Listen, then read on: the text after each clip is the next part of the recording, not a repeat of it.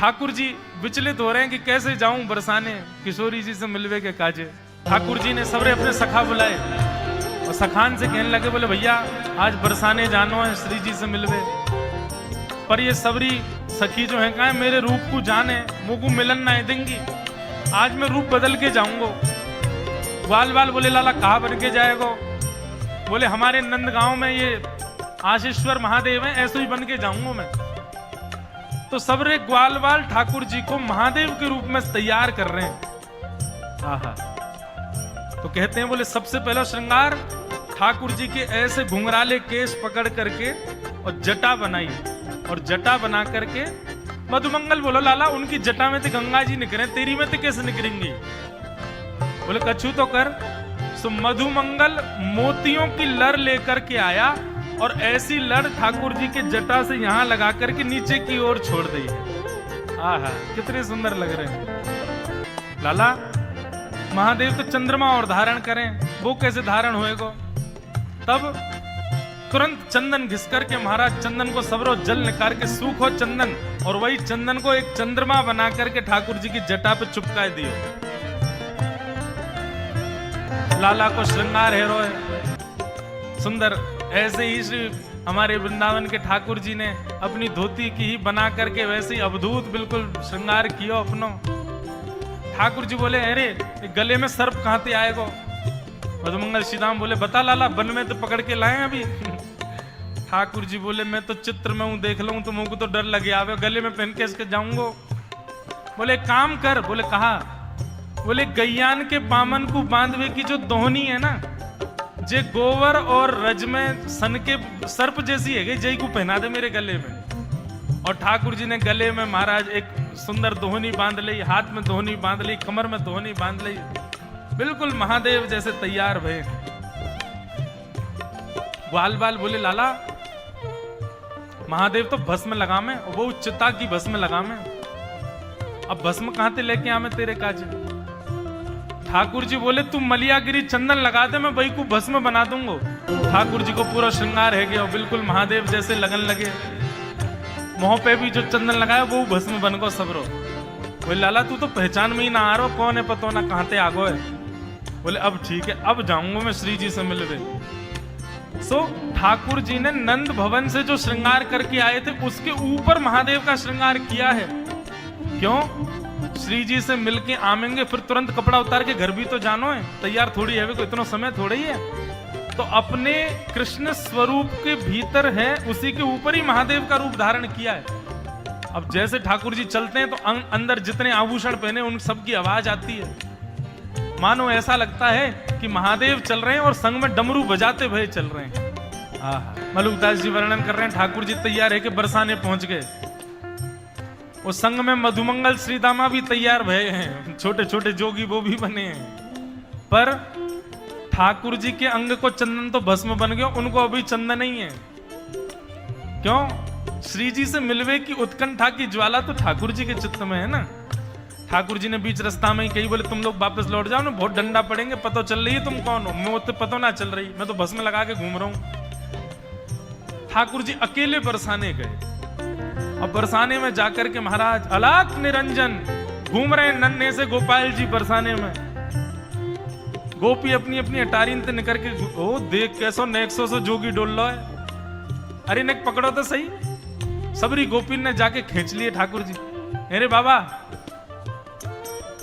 घर में खेलवे की उम्र में जोगी बन गो तू, नेक्सो सो। ठाकुर जी भ्रगुटी टेढ़ी करके बोले हम जोगी हैं, श्राप देनो जाने, ज्यादा बोलेगी श्राप दे दूंगा, 3200 निकल के बाहर आ जाएंगी, पोपली है जाएगी तू। बोले अरे बड़ो तेज बोले जोगी तो।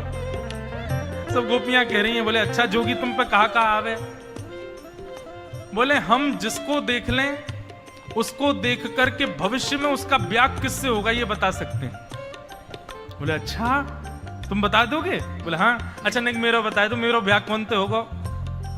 बोले तेरा ब्याह ना होगा, तू ऐसी रहेगी जीवन भर, तेरो पति ना दिख रहा मुझको। दूसरी गोपी बोली अच्छा अच्छा मेरो बता दो, मेरो ब्याह कौन से होगा?